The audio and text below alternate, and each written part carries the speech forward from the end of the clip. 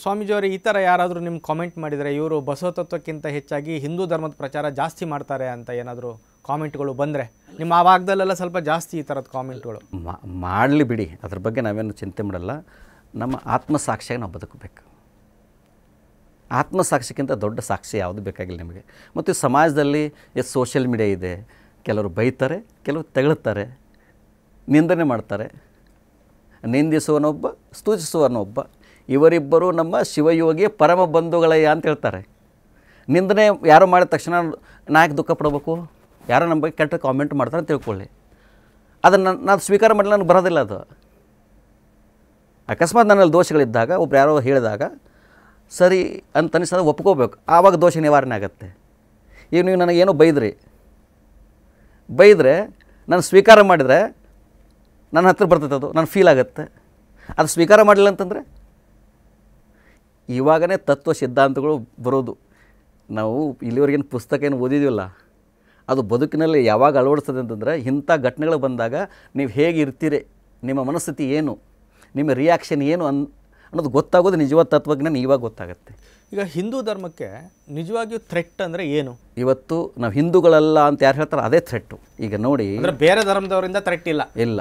ಈಗ ನೋಡಿ, ಜೈನರು, ಬೌದ್ಧರು, ಸಿಖ್ಖರು ಅವರೆಲ್ಲ ಹಿಂದೂಗಳ ತಾನೆ. ಒಬ್ಬ ಜೈನರು ನಾವು ಹಿಂದೂಗಳಲ್ಲ ಅಂತ ಹೇಳಿಕೆ ಕೊಟ್ಟಿದ್ದಾರೆ? ಹಿಂದೂಗಳ ಆ ಆಚರಣೆಗಳನ್ನ ಟೀಕೆ ಮಾಡ್ತಾರಾ?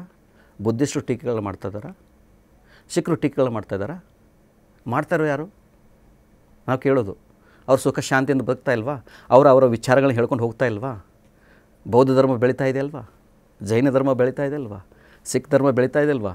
ಹಾಗೆ ಲಿಂಗಾಯತ ಧರ್ಮವು ಬೆಳಿಬೇಕಾದ್ರೆ ನಾವು ಮತ್ತೊಂದನ್ನು ಟೀಕೆ ಮಾಡ್ಲಿಕ್ಕೆ ಹೋಗಬೇಡಿ. ಹೌದು, ನೀವು ಲಿಂಗಾಯತರು, ನಾವು ಲಿಂಗಾಯತರು, ನಮ್ಮ ಧರ್ಮವನ್ನು ಬೆಳೆಸ್ಬೇಕಂತಂದರೆ ಮತ್ತೊಬ್ಬರನ್ನ ಪ್ರೀತಿಯಿಂದ ಅಂತಃಕರಣದಿಂದ, ಹೆಂಗೆ ಬಸವಣ್ಣ ಕಳ್ಳನಲ್ಲಿ ಕೂಡಲ ಸಂಗಮನ ಕಂಡರು, ಅದಕ್ಕೆ ಅವ್ರು ಪರಿವರ್ತನೆ ಆದರು.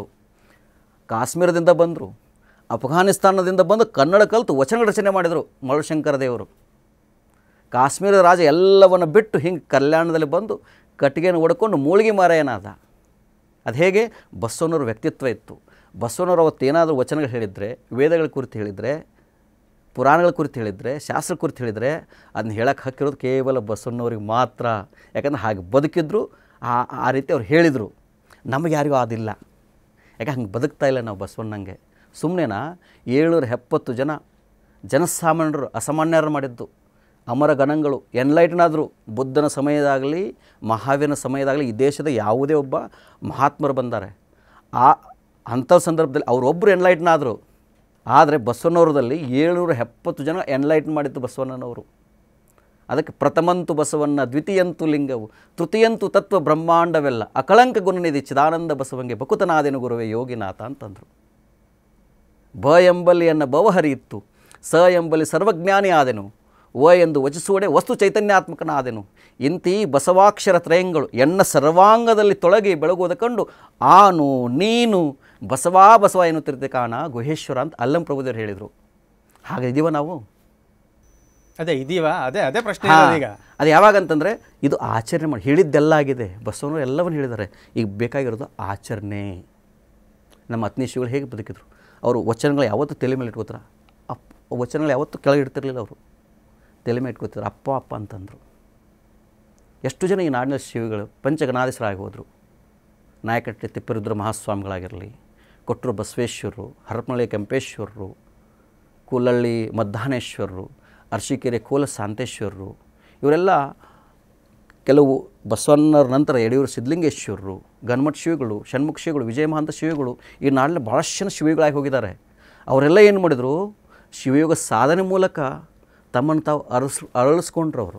ಅಂದರೆ ಈಗ ನಿಮ್ಮ ಪ್ರಕಾರ ನಿಮ್ಮ ತತ್ವವನ್ನು ನೀವು ಆಚರಿಸಿ ಬೇರೆಯವರ ತತ್ವಕ್ಕೆ ಗೌರವ ಕೊಡಿ, ಸಮಾಜದಲ್ಲಿ ಶಾಂತಿ ಸಾಮರಸ್ಯ ಒಗ್ಗೂಡಿಸಿ ಅಂತ. ಅಷ್ಟೇ ನಾವೆಲ್ಲ ಒಂದು ಅನ್ನೋಂಥ ಭಾವದಿಂದ ಹೋಗಬೇಕು. ಇವತ್ತೇನಾಗಿದೆ, ಸುತ್ತ ದೇಶಗಳನ್ನ ತೆಗೆದುಕೊಳ್ಳಿ. ಇವತ್ತು ಯಾರು ನಾವು ಹಿಂದೂಗಳಲ್ಲ ಅಂತ ಹೇಳಿದ್ರಲ್ಲ, ಇವನು ಸ್ವಲ್ಪ ಈ ಸುತ್ತಮುತ್ತಲ ರಾಷ್ಟ್ರಗಳಿಗೆ ಕಳಿಸ್ಬೇಕು ಒಂದಿಷ್ಟು ದಿನ ಅಧ್ಯಯನಕ್ಕೆ. ಪಾಕಿಸ್ತಾನಕ್ಕೆ, ಅಫ್ಘಾನಿಸ್ತಾನಕ್ಕೆ, ಬಾಂಗ್ಲಾದೇಶಕ್ಕೆ, ಶ್ರೀಲಂಕಾಕ್ಕೆ, ಈ ಎಲ್ಲ ದೇಶಗಳನ್ನ ಸಲ ಕಳಿಸ್ಬೇಕು. ಯಾಕಂದರೆ ಇವರೆಲ್ಲ ಹಿಂದೂಗಳಲ್ಲ ಅಂತಿರಲ್ಲ, ನಮ್ಮದೆಲ್ಲ ಅಖಂಡ ಭಾರತ, ಇವೆಲ್ಲವೂ ನಮ್ಮವೇ ಮೂಲ. ನಮ್ಮ ಮೂಲ ಅವರೆಲ್ಲ ಒಡ್ಕೊಂಡು ಹೋದ್ರು ಅವ್ರು ಭಾರತದಿಂದ ಒಡ್ಕೊಂಡು ಹೋದ್ಮೇಲೆ ಏನಾದರೂ ಅವರು ಅಭಿವೃದ್ಧಿ ಆದ್ರಾ? ಇವತ್ತು ಏನಾಗಿದೆ ಪಕ್ಕದ ಬಾಂಗ್ಲಾದೇಶದಲ್ಲಿ ಎಷ್ಟು ಜನಗಳ ಹಿಂದೂ ಹತ್ಯೆ ನಡೀತಾ ಇದೆ. ಅಲ್ಲಿ ಹೋಗಿ ನಾವು ಹಿಂದೂಗಳಲ್ಲ ಅಂತೇಳಿ ಇವರು, ನಾವು ಹಿಂದೂಗಳಲ್ಲ ಅಂತ ಅಲ್ಲಿ ಹೇಳಿ, ಅಲ್ಲ ಅಲ್ಲೇನು ಯಾರ್ದು ಜಾತಿ ಕೇಳ್ತಾ ಇಲ್ಲ, ಅಲ್ಲಿ ಕೇಳ್ತಾ ಇರೋದೇನು? ಮತ್ತೆ ಹಿಂದೂಗಳು ಅಷ್ಟೇ ಕೇಳ್ತಾ ಇರ್ತಾನೆ. ಹುಡುಕಿ ಹಿಂದೂಗಳು ಹತ್ಯೆ ಮಾಡೋಕ್ಕಾಗ್ತಿದ್ದಾರೆ, ಅಮಾಯಕರು ಸಾವು ಮಾಡ್ತಾಯಿದ್ದಾರೆ. ಇಂಥ ಸಂದರ್ಭದಲ್ಲಿ ನಾವು ಹಿಂದೂಗಳಲ್ಲ ಅಂತಂದರೆ ಯಾವ ಸಂದೇಶವನ್ನು ಕೊಡೋಕೆ ಹೊಂಟೀವಿ? ಧರ್ಮಪೀಠ ಮೇಲೆ ನಾವು ಹಾಕೊಂಡದ್ದು ಬಟ್ಟೆ ಯಾರ್ದು? ಹಿಂದೂಗಳದಲ್ವಾ? ಹಣೆಗೆ ಹಚ್ಕೊಂಡ್ದು ವಿಭೂತಿ ಯಾರ್ದು? ಕೊಳಲ್ಲಿ ಹಾಕೊಂಡು ರುದ್ರಾಕ್ಷಿ ಯಾರ್ದಿದು? ಮೂಲ ಯಾರ್ದು? ಶಿವ ಅಂದರೆ ಯಾರು? ಅದೇ ಯಾರು ಶಿವ ಅಂದರೆ ಯಾರು? ಅದೇ ಸತ್ಯ ಸನಾತನವಾಗಿರುವಂಥದ್ದು. ಶಿವ ಯೋಗಿ ಅಂತೀವಿ ನಾವು, ಶಿವ ಪರಮಾತ್ಮ ಅಂತೀವಿ. ಅಲ್ಲ ಈಗ ಲಿಂಗಾಯತ ಶಿವ ಮಂಗಳಕಾರ. ನ್ಯೂಸ್ ಫಸ್ಟ್ ನಿರ್ಭೀತಿಯಿಂದ ನಿಮ್ಮ ಪರವಾಗಿ.